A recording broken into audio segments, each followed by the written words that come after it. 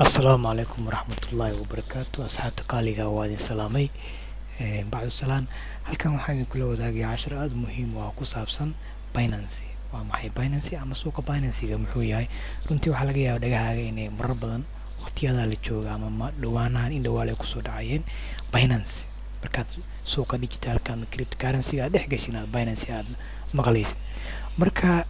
Binance halkan baan ku sharaxaynaa Binance horta waxa weeye waa suuq online exchange ah kaasoo isticmaalayaashu u ogolaanay inay ku dhex trade gareeyaan lacagaha cryptocurrency-ga marka koowaad waa suuq online exchange oo macnaheedu muxuu yahay online exchange in lacagaha online-ka lagu dhex kala bedelan karo oo macnaheedu lacag baa intaad soo gadatid haddana iska sii gadi kartid taas macnaheedu lacagta aad doontid adoo qiimaha wax walba aad waxa la soconayso sidoo kale wuxuu ku ogolaanay inaad ku trade gareyso oo trade ahaan sida trade-kan arki jirnay oo lacagaha online kala lagu trade gareeyo Soomaa sidaas kale aad trade gareyso lacagaha cryptocurrency-ga ah sidoo kale Binance currency waa cryptocurrency exchange sida hore ay sheegay waa cryptocurrency lacagaha cryptocurrency exchange kaasoo u kala bedesho kaasoo ah suuqa ugu weyn adduunka oo markii la eego daily trade-ka oo lagu trade gareeyo lacagahaas sida macnaha lacagaha cryptocurrency-ga ama lacagahaas aadka u sareeya cadadkoodu ay dhex maraan maalin kasta waxaa la aasaasay Binance-ga 2017 Binance waxa ay ka diiwaan gashan tahay Cayman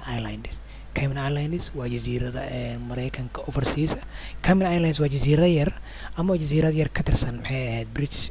overseas territory waxayna ku taalaa Western Caribbean Seas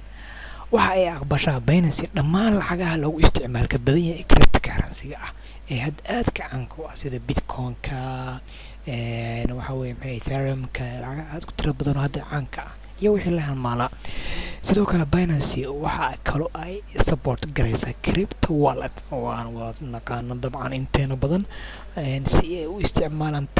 traders-ka ku xiran ayaga oo una kaydsadaan lacagahooda electronic ah sidoo kale Binance waxa ay leedahay program mine u khaas ayaga oo qofka user-ka markuu isdiiwaan geliya process-yada kala duwan oo soo maro oo isverify gareeyo mining laftigeeda uu ka sameyn karo sidoo kale waxay ka caawisaa traders-ka ayaga ka diiwaan gashan inay maalgashi ku sameyn lahaayeen sida maalgashi ugu sameyn lahaayeen barnaamijyada mining-ka ama lacagahaas qaarkood Binance waxa ay leedahay blockchain based token ama Binance Coin BNB runtii aad dadka u dhiirigeliyay inay gataan kuwaasoo macnaheedu yahay blockchain waa digital ledger kaasoo lagu keydiyo xogta blocks ahaan xogtaasoo isku xirxiran okay waxaan u maleynayaa hadda inaan fahnay Binance waxa ay tahay goorta la aasaasay iyo waxa waxa weeye vision-keeda iyo mission-keedu yahay iyo waxa base-keeda uu yahay oo ah macnaheedu online exchange market uu yahay kaasoo cryptocurrency lagu trade gareyn karo ama mining lagu sameyn karo leeda blockchain gaar u ah iyo lacag gaar u ah iyo sidoo kale ay support gareysa waxa weeye maxay crypto wallet-ka